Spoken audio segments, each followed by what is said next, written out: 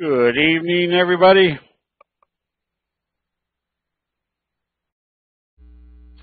All right, as we can see, here's the fine tuning that we can identify. We're still in this wedge formation. If you do a line down through the tops, that was right smack dab where the Dow traded today, and right here at the 50. The S&P 500.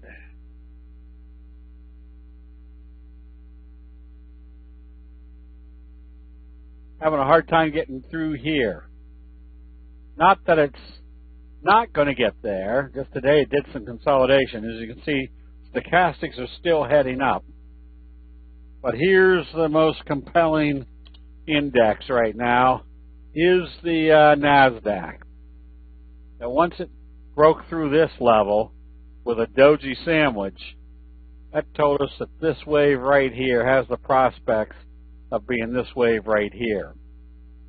So if you take that into consideration, that we should be heading up in the NASDAQ, and the other indexes, although hesitating right here, how about that? Our stochastics aren't in the condition yet that would tell us that they're ready to sell off, so I would still suspect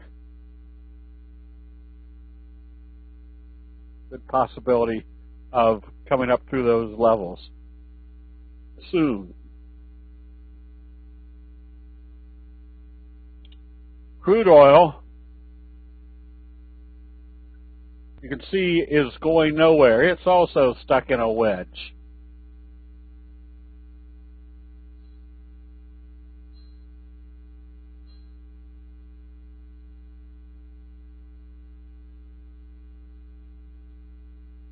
Tells you you really don't want to be trading crude oil right now.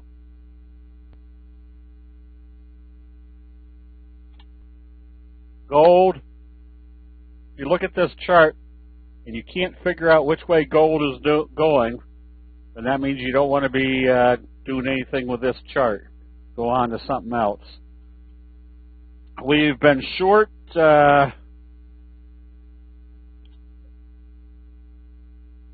wheat, as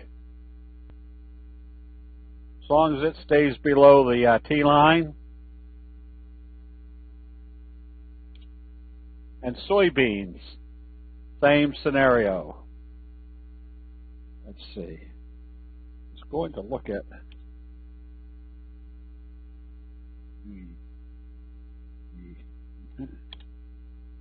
cotton. Selling, evening star at the same level. If it opens lower tomorrow, it can be shorted. Anticipating coming back down to test the 50-day moving average.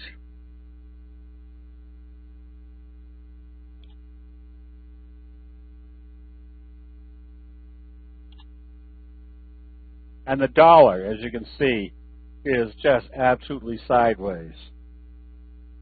So that's been making the stocks right now the best trend indicators. STX did a little doji today, and now it's been a nice steady uptrend, but notice how far away it's starting to move from the T line.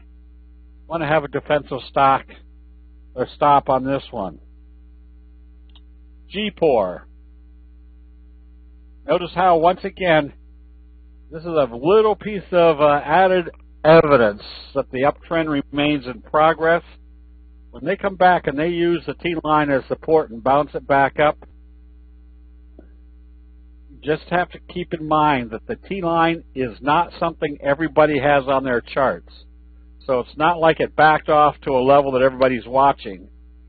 It's backing off to a natural support level and then starting back up again.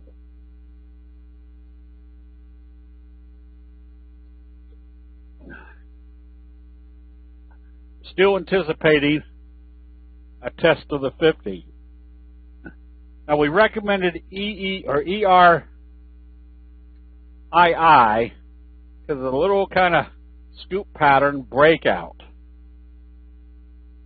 So you had a doji sandwich reversing. You had a doji sandwich breaking through the resistance level. Then you had a gap up through the handle and through the 50 and the 200, basically telling you there was no resistance here anymore, which is exactly what we're hoping for at the handle of a scoop pattern, telling us that the slingshot effect is in progress. This one was recommended because of the morning or the best friend abandoned baby. You still want to be a buyer of this one on positive trading tomorrow. Because notice where they backed off today, right back to the T-line. But this is still a very, very strong reversal indication. Would suspect your first target is somewhere up here. So be ready to buy this one on any signs of strength tomorrow. VSAT.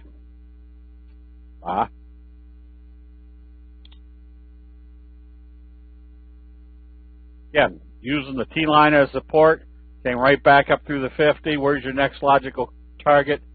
Testing the recent highs.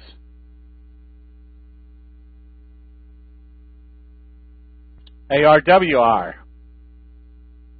A little bit dicey today. It's still in an uptrend. You can see the fry pan bottom, so we know the very basic criteria, which is you stay long on this as long as it doesn't close below the T-line.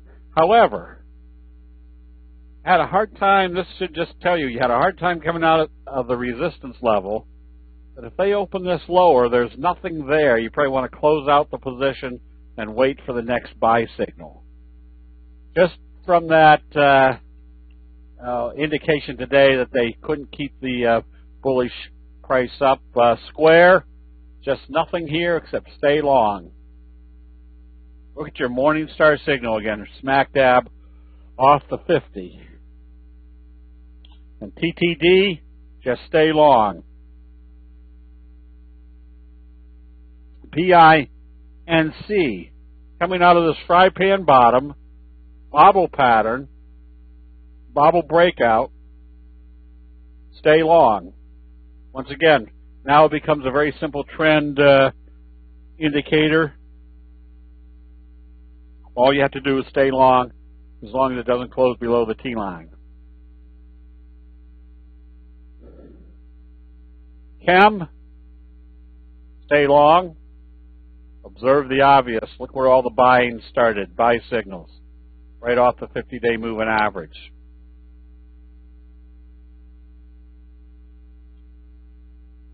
FTK has to open positive tomorrow to stay long. Once again, you're coming out of the bobble pattern. You have to stay above the T-line at this point. Twitter lollygagged most of the day, but then closed positive on the day. Another one that still should be in a nice steady 45 degree as long as it stays above the T-line. And Clovis, steady Eddie, just stay with it. And Crisp, another steady Eddie. You just stay with it. Now, you've had a gap up shooting star. You had positive trading closing lower. I would have a sell stop somewhere down here that if they open this lower tomorrow, the shooting star after the gap up and then no real follow through buying, get ready to start taking profits up here. Now on the biggies, Tesla came right back up into the middle of the range, up 18 points today. And Amazon has just been a very steady uptrending position.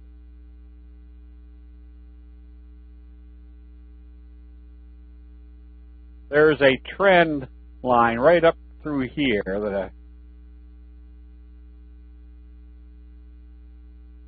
that's still probably, I think the target was 1700.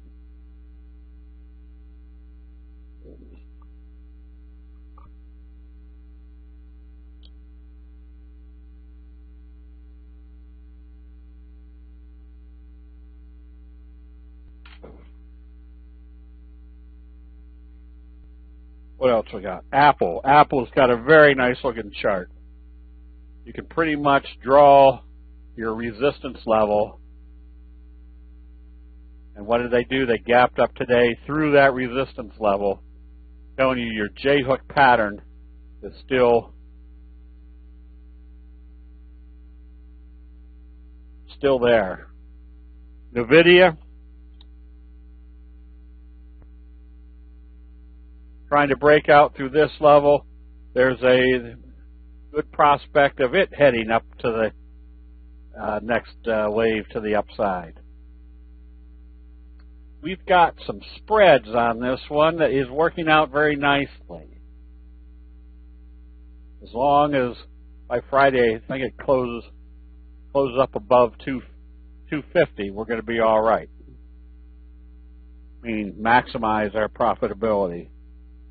Netflix, steam went out of this one today. So we had pretty much a bearish engulfing signal on what should have been a strong trade because you had a trend kicker, but now you got a bearish engulfing signal. That kind of took the steam out of this one. Had some calls on this one that are closed out today just because we're getting close to expiration on this Friday.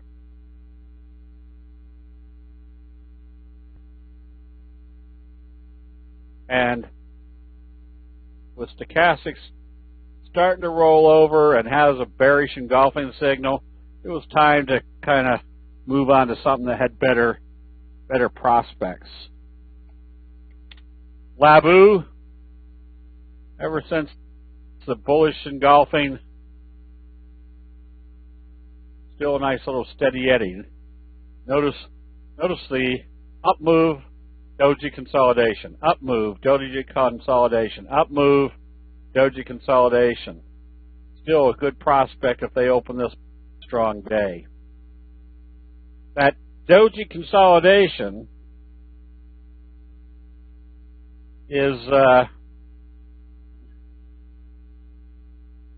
kind of keeping the exuberance out of the trade and keeping, because there's profit taking as the trade or the trend moves up.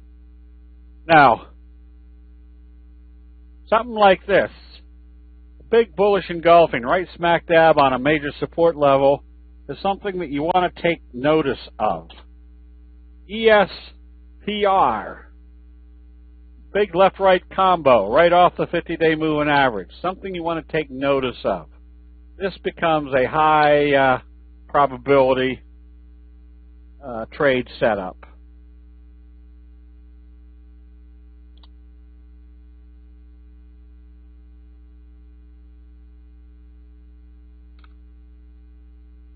QEP, high probability trade setup. This opens positive. What do you got going on this one?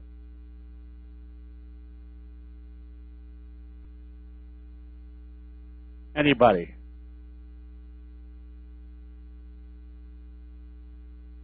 There you go. Bobble breakout. What's your next?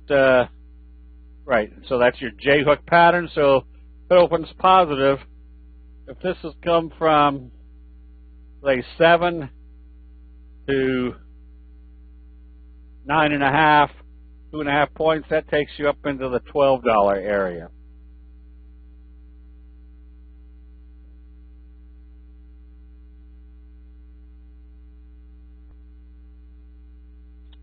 And CDXS.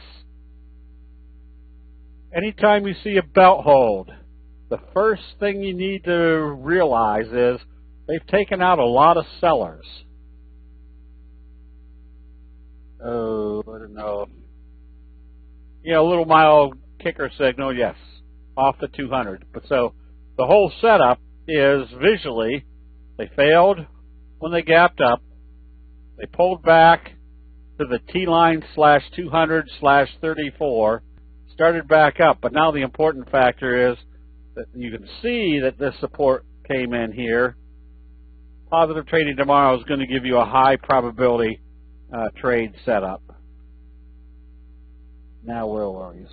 Is it the XS?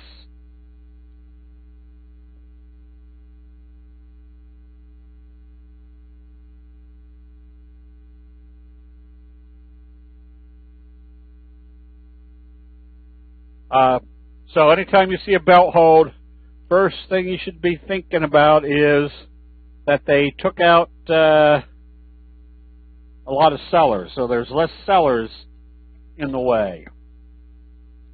Kind of the same scenario here on Flexion. Took some sellers out of the way, took some sellers out of the way, telling us our uptrend is still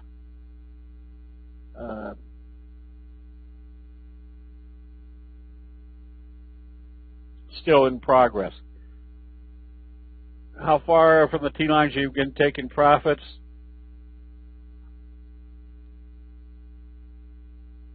Oh, usually when it's significantly away from the T-line.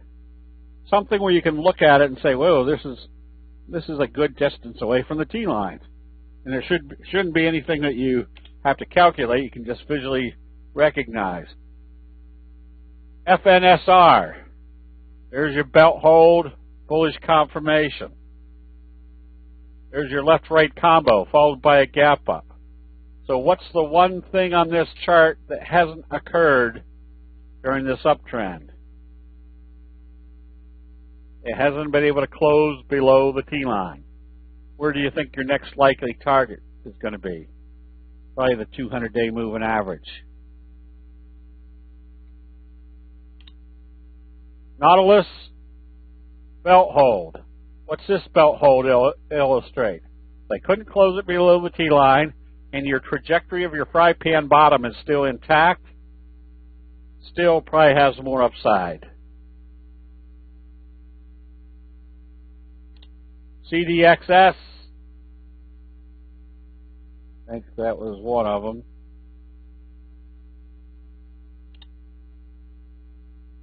EX, there's another bobble breakout.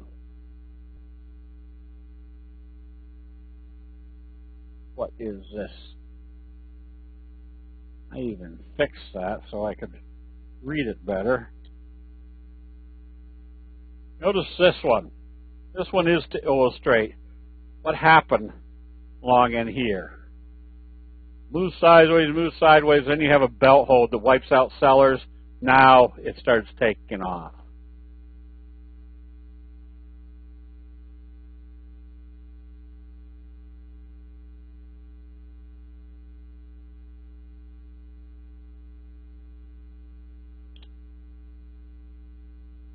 And this is one of the type that you like to get into.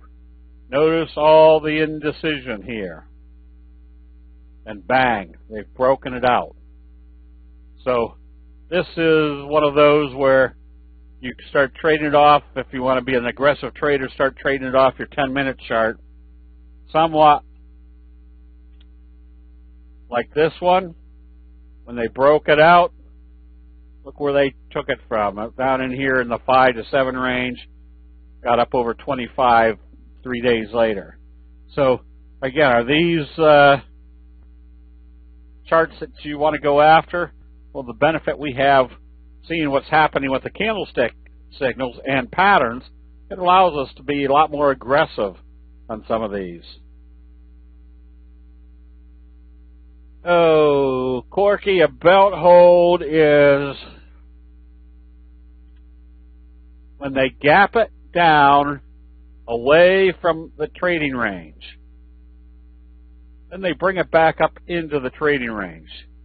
Now, the clarification here is into the trading range. If it closed right here, it wouldn't have created a signal, but it would still be a belt hold because you're back into the trading range. Or it could close halfway up this candle being a piercing signal, or close above here being a bullish engulfing.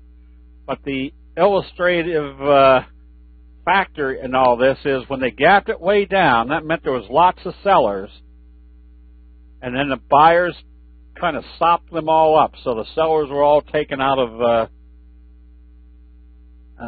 the picture. This is not so much a belt hold as it is a bullish engulfing signal. As you can see, it really didn't trade or gap way out of the trading range. So it's even though it's indicative of a belt hold, it's more that you've got a huge bullish engulfing signal. But it kind of still represents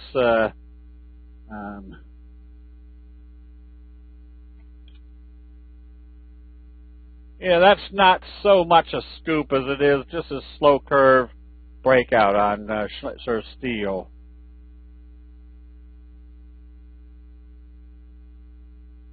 A scoop pattern, you can see the definite scoop. JNCE, bullish engulfing, kind of the breakout. You stay long on this one. Wave 1, wave 2, going into wave 3.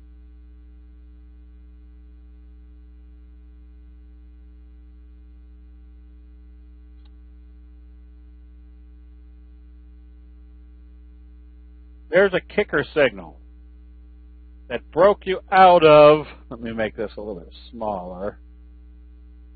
You can see where the kind of the congestion area was. When they kick it out, that means something brand new is occurring. You still have a lot of good upside potential.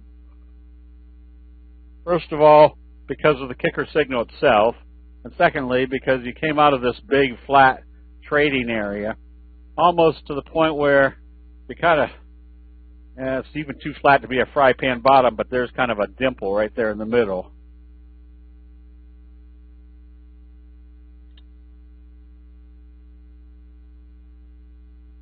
So this is the type of thing that we're looking for. Is where is or are, if that's the right word, our probabilities much better to be a low risk, high profit trade. Well, there's inverted hammer, just touches the 50 and then does a bullish confirmation.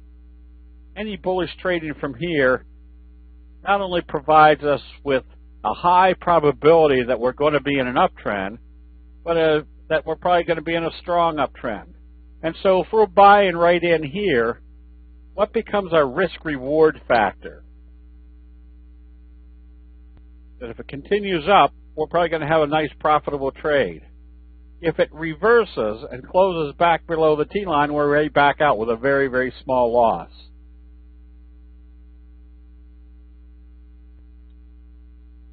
Yes. TCS still would be a good buy in here.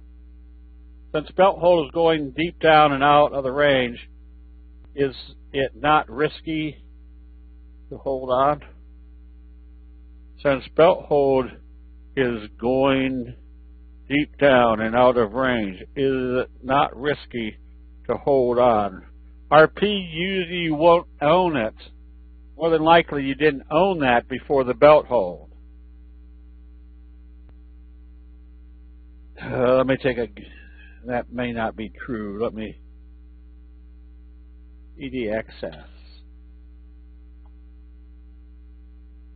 Yes, in this case,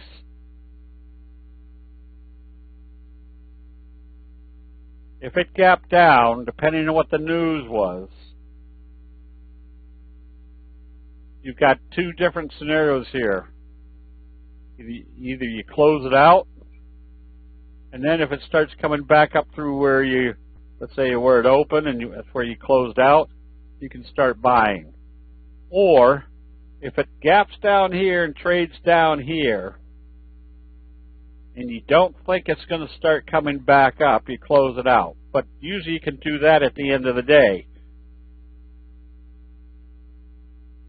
There's a lot of times when they gap it down and you're in an uptrend, unless there was something devastating as far as the news, you probably just want to watch it and see what your 10-minute chart is telling you. Trying to think of that would be the case. In this case, you probably wouldn't have owned it because there was nothing there. But the fact that the next day or that night, if you discovered your belt hold, yeah, you could start watching to see when it's time to buy.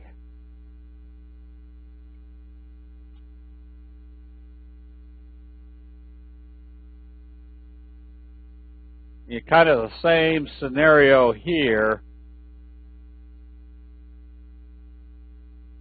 I don't know whether you would have been apt to buy it in here because there really isn't a whole lot until they get through the resistance area, but then this becomes an added piece of information that they've wiped out quite a few of the sellers.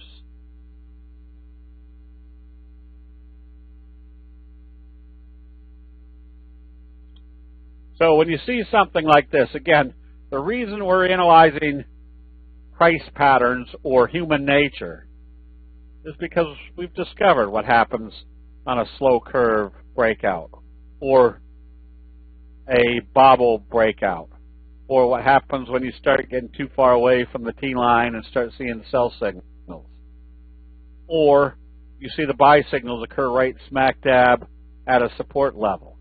These are the things that we're watching for, because those are going to be what information we get. So if we see something like this, where it sees hammer signals and the buying right here on the 50, that should alert us to the fact that, if they start trading this positive, what's all the pieces of evidence that we can look in or put into our analysis? Hammer signal, supporting at the 50, bullish confirmation. If they start trading positive, what's that do to this little trend? Breaking through this little downtrend, where do you think your next target is? At least up in this area. So that could give you a good 35% upside.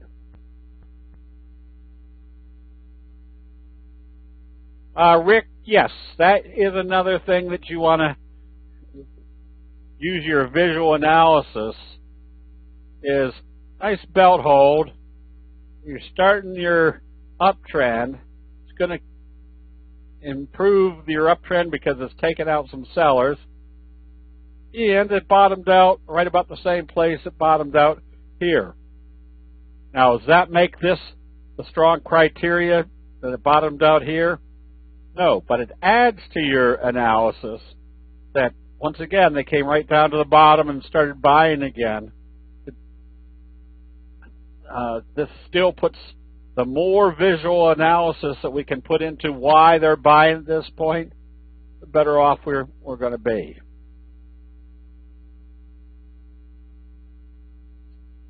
All right, so we're definitely looking for the things that are telling us that things have changed. ESPR off the 50, telling us things probably have changed. There's a high degree of probability we're going to be in an uptrend. The other day, Nora in the options room picked up some out-of-the-money calls right here and was up 1,600% on her weekly calls last week. I don't know if she held it on this day or not, but made some good money. Why? Because you could see how things were setting up to where the probabilities were greatly in the favor of a breakout, because we had a slow curve set up with a bullish signal, doji sandwich, or a touch right on the 50. Because human nature works the same way time after time, we can get into situations where not only are the probabilities in our favor, but the probabilities of hitting a big lick is in our favor. Let's see, Morningstar bobble. Yeah, which one was that? For a long position, what are recommended parameters for a long call option? That's, again, RP, it's not the parameters of a chart analysis. An option trade is based upon first analyzing what the underlying trading entity is doing. So an option trade isn't going out and finding specifically something that is an option trade. An option trade is the result of finding something that looks like a good, strong chart setup, and then deciding whether you're going to buy the stock, whether you're going to buy the stock on option, whether you're going to buy calls, whether you're going to buy a call spread. It's kind of a mini scoop and or a slow curve, but you can see what's happening just visually. Stochastic's heading up. You're getting buy signals. You can see the slow curve setup. So it's heading in the right direction, and it's at a breakout potential. What is the setup in the options room now? What is the setup in the options room now? Oh, I don't even know.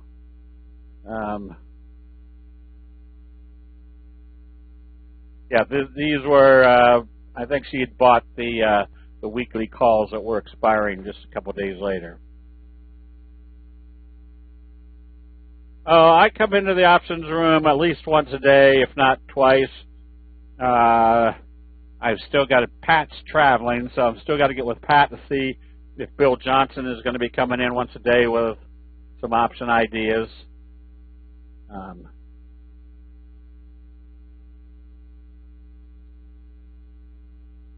And then, just a good number of people in the options room are also over in the main room. So the option trading strategies are what are discussed in the options room, but it still all pertains to what is the best underlying trading entity to get into. So let's say, for example, this becomes a good potential of another wave to the upside. Might decide on buying a spread for, let's say, 2 weeks out, where you buy the 85, sell the 90s, or you just buy the 80 250s for April, 4 weeks away. It all depends on what your risk-reward factor is. Again, RP, that's up to each individual. It's email. You get an email, and if you're in the options room, if I see something, I usually text it in there. And so I guess if you, I don't know, I'm not technical savvy as far as getting an email on your phone or just a text.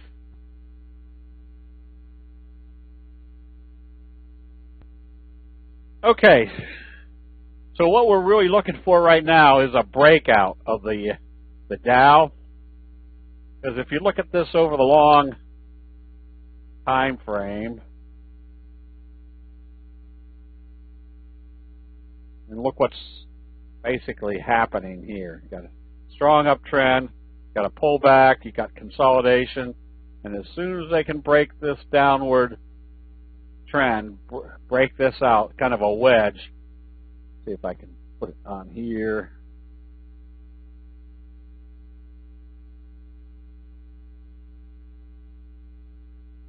They break out to the upside, more than likely you're back into this kind of trend mode. Okay, are there any general questions that I can answer on candlesticks? The fry pan bottom J-hook pattern, a highly profitable trade? Yes. Yes, I think we'll probably be doing a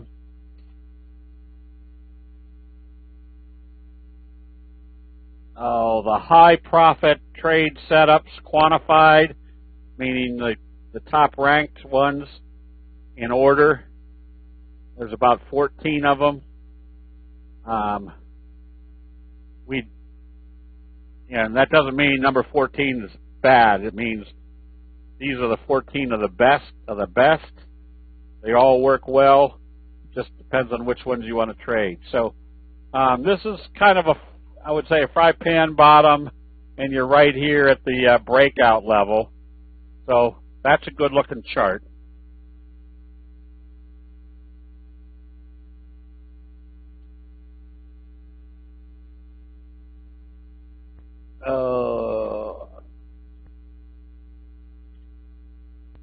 Whoops.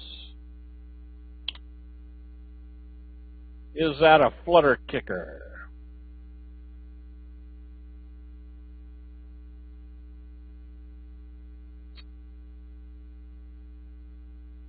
No, not really, but it is a J-hook pattern. So again, look at your breakout coming out of your slow curve, fry pan bottom. Went from 6 to 22. Basically, this is one of the high profit trade setups. Is that slow curve, because when they break out, the probability of moving in an upward direction is extremely high, and the magnitude of the move is usually very strong.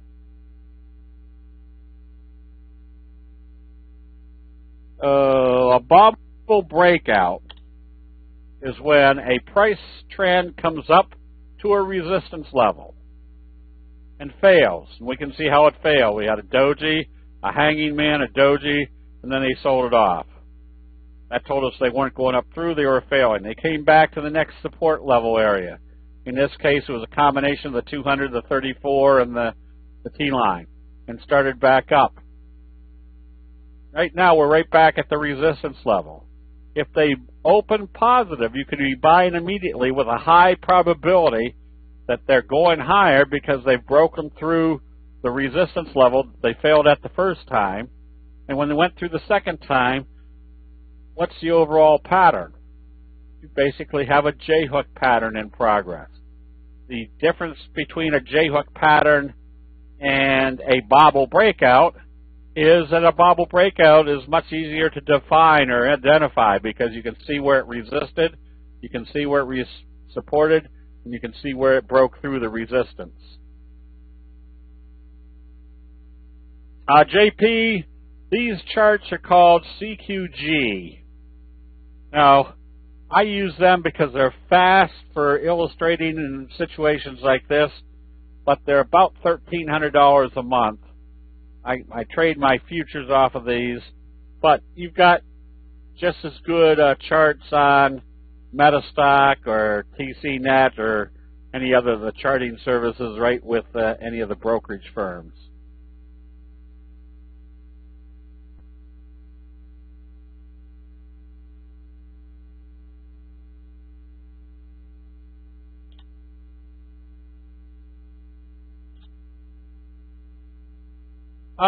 Yes, you want to buy in the breakout. So if you bought yesterday and closed it back out, just get ready to buy it back if it opened positive today. If you didn't buy it there, get ready to buy it on positive trading if it comes up through today's high. That would further confirm that your J-hook pattern is working. Oh, CB, you get a lot better answer to email Abraham at candlestickforum.com. I forget what all we had in the different packages. I don't use the 100 SMA. It doesn't, again, everything I have on my chart is what works most effectively without having the chart cluttered up. And we see some short breakouts. I didn't do the shorts today. Oh, why didn't I do the shorts today?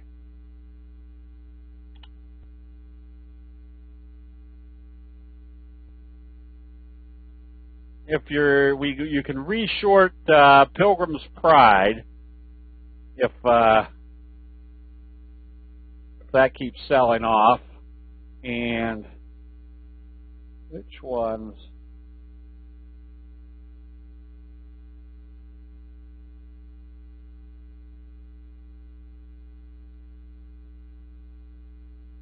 We may have covered most of our shorts because of the run-up over the last few days.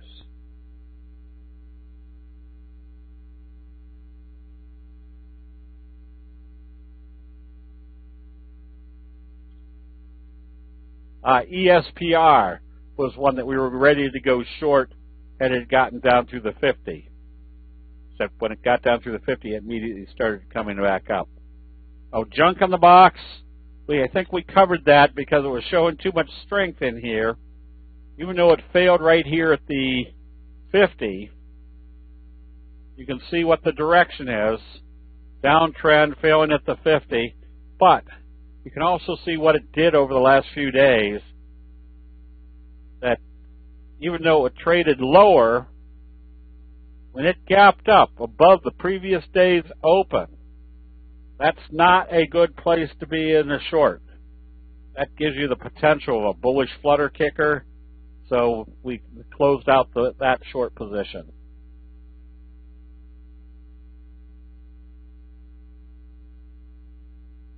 What's the best strategy to use for weekly options? Morningstar, kicker, or combination of both with 2 weeks expiration? That's why we did the strategies a couple weeks ago. Pick out a couple strategies. The ones that I would consider the best strategies if you're going to trade on a 2-week time frame is the kicker signal, the fry pan bottom breakout, the slow curve, a J-hook pattern breakout. So instead of trying to learn them all, find 2 or 3 patterns that you can learn to the hilt. And then you just utilize those to decide what type of option strategies you want to put against those.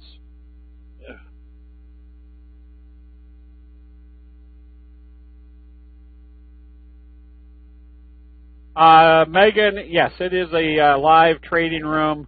It's got, if you'll email, I'll type it in here. Yeah, we don't promote it because we're not trying to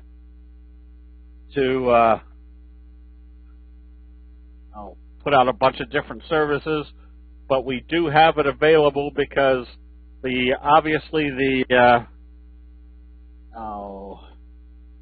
terminology. Hold on, I can't type and talk at the same time.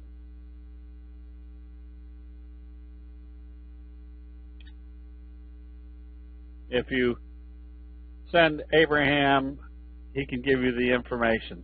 So it's a separate room. A lot of people belong to the regular room. That way they can find the picks. And then the options room are people that are talking different option strategies. Up until this past month, we had Michael Tomset in there. He'd come in for 30, 40 minutes a day and show different strategies. We're now trying to get Bill Johnson to come in and show he's a little bit more aggressive and has a lot more detail on the different strategies that he uses. And then I try to come in for a few minutes each day if I see something that looks like a good option trade.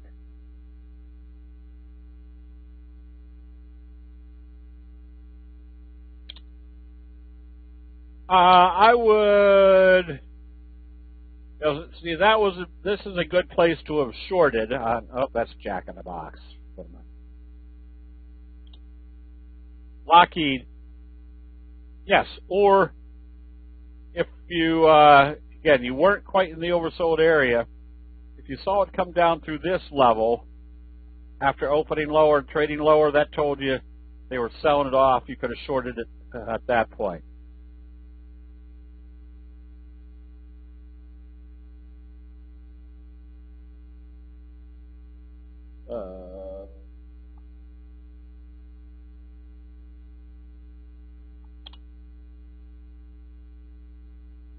CBay, you can get ready to short this on a lower open. Just be aware that you've got kind of a congestion area in here. You want to see it break that congestion area.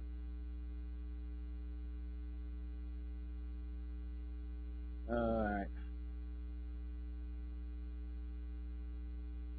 Yeah, so again, the options room, I think it breaks down to where the options room is like $750 a year. Break that down into a monthly expense. And that's all the information is what Abraham has. And that gives you two benefits. One, if you're in the regular room, you're able to discuss with people the best trade setups. And then two, once you find the best trade setups, you can discuss what would be the best option strategy for that trade setup over in the options room.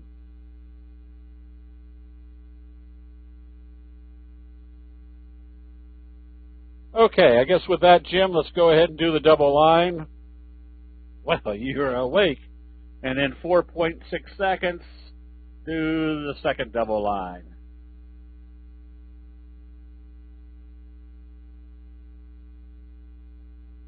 All right, let's scroll back up, scroll up, scroll up. Let's see, GNMK was starting to come back up.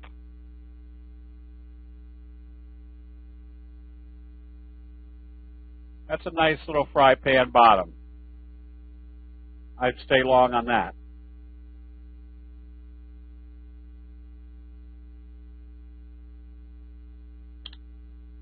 The crude oil, flat as a pancake. I wouldn't be long or short.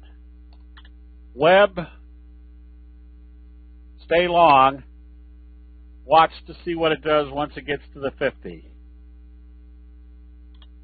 BGFV, nice little support. I'd be a buyer of this one with the next target coming out of your fry pan bottom, cup and handle. There's a gap to fill right here, and then the 200-day moving average.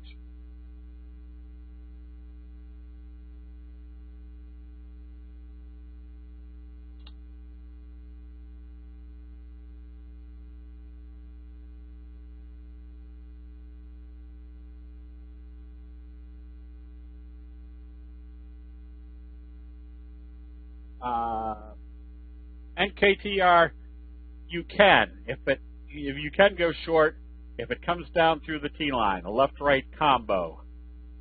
But you got to be careful. You may want to make sure it gets down through the T line. Otherwise, your T line is acting as a support. Yes, so you don't want to short it too quickly. You want to make sure it is breaking down. AVEO, stay long. Just make sure your volume stays hefty. Notice the bullish engulfing right off the 200-day moving average. Amazon's just a nice steady uptrend. You stay with it. Whoops. YY, stay short. Notice your big bearish engulfing left-right combo, and they tried to take it up again and did a bearish dark cloud. You stay short on this one as long as it doesn't close above the T line. And OPK, there's your belt hold. Good prospects of buying on positive trading. And notice what the belt hold tells you. Like, ended this downtrend.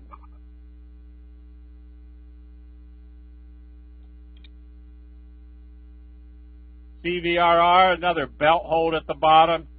Now you're kind of probably in a little bobble here between the 34 and the T line. If you're long, it has to stay above the T line. HRTX. Stay long, but also look for the breakout. You're in the wedge formation.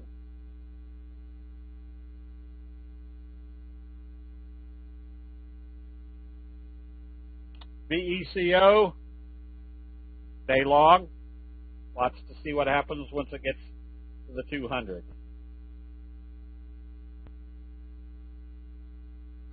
Microsoft. Not a great trader because of the institutional trading, but if you like it, you stay long as it stays above the T line right now. It's just not going to make you a big percentage move on the short-term basis. Starbucks, you can stay long. This is a bobble breakout. Came up, failed at the 50. Notice what it did here at the T-line. They couldn't close it below the T-line. Now they've come back up through, so you have a wave 1, wave 3, which looks like the equivalent of coming up here and filling that gap.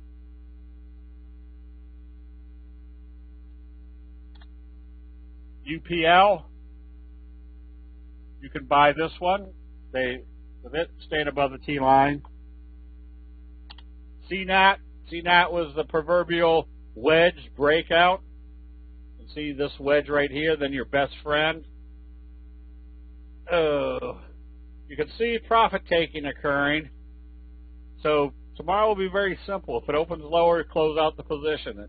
If it opens higher, you're still in an uptrend. Yard, nice breakout. Look for a 45 degree at least off of here. And Twillo, nice steady uptrend. Nothing to do here except stay long. Have your safety stop at today's open.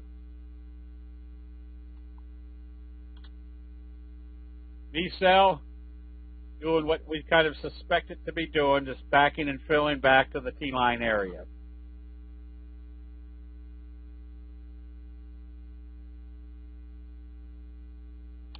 ANET, stay long. Not very exciting, but going in the right direction. OLED has to open positive and trade positive to stay in it if you're in it. If it opens and trades lower, you want to be out of it, then possibly be thinking of going short. Taco,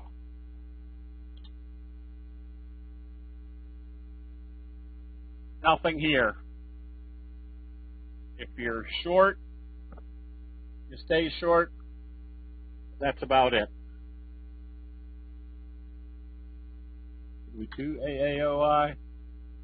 Another one you have to watch to see what happens once it gets to the 50. If you're long, it needs to break through the 50 pretty quick.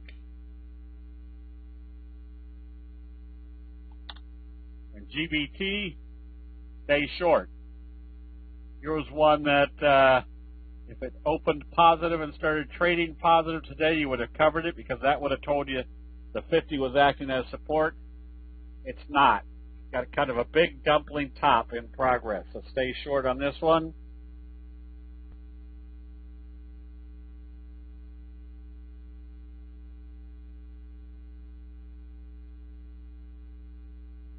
Arna, you should be out of this one. But today it trading below the T-line.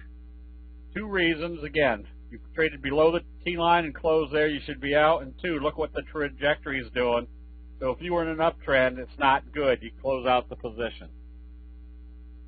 Wouldn't be going short, but I'd be out of the long position. Marvell, stay long, but now you got a big shooting star and a hanging man. Right now I'd set a stop back just below the T-line. If it comes back down through there, that's confirming the sell signals. Goog, slow, steady uptrend. Stay with it.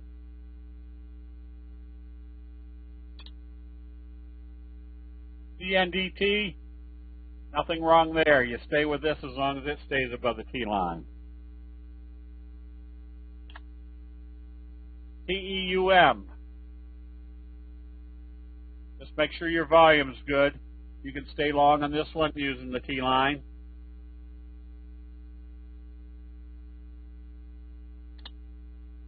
PCAR,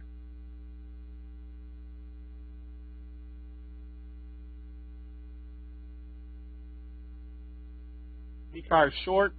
You can go short. If I was shorting on weakness tomorrow, I'd want to make sure it breaches this level right here to stay short.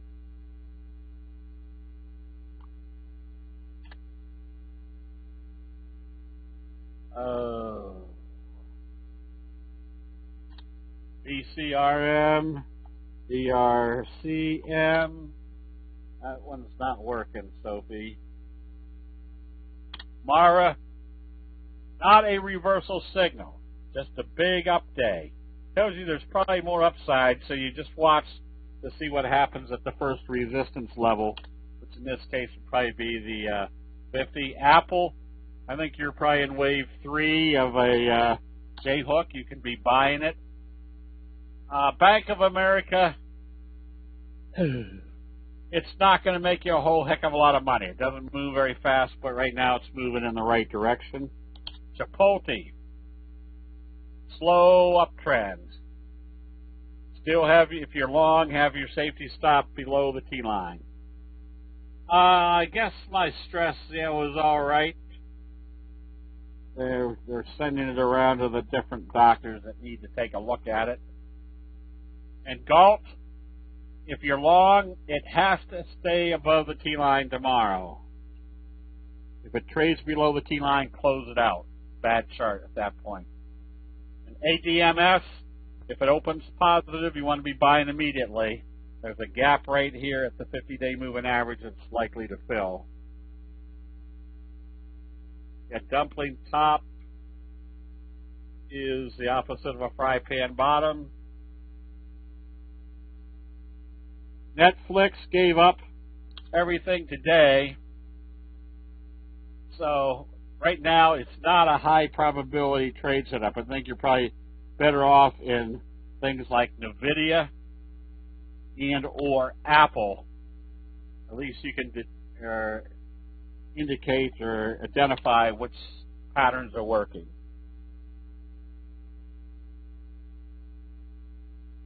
CLDX, you got a hanging man up here in the overbought area. Safety stop should be at the low of today. It shouldn't come back down to that level. Micron, I think somebody said somebody recommended that it would go to 100. You stay long. Now you gapped up. You got a trend kicker and a gap up. Make sure you have your safety stop in there.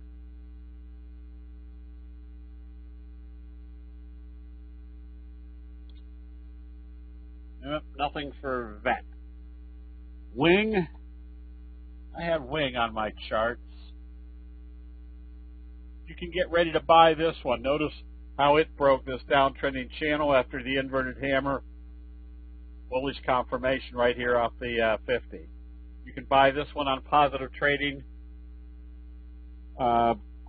making a doji sandwich breakout. AVGO, you can still buy this one on positive trading. Oh, best ideas, less than $15. Oh, I don't know. UEP looks like it's got a good J-hook pattern setting up.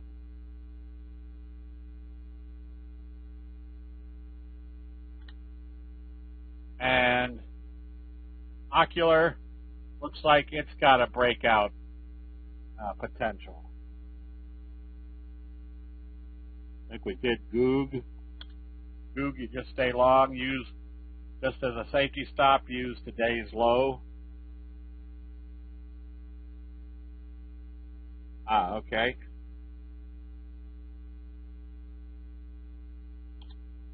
CLDX, put your stop just below today's low. Got a hanging man type signal.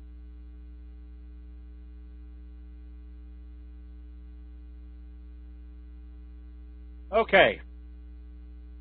It'll be important to see how these markets open tomorrow. The big criteria right now is to see if they can break through this level. If they do, we've got plenty of upside, and the implication that they should have some good upside is the fact that the NASDAQ did break through that with a doji sandwich.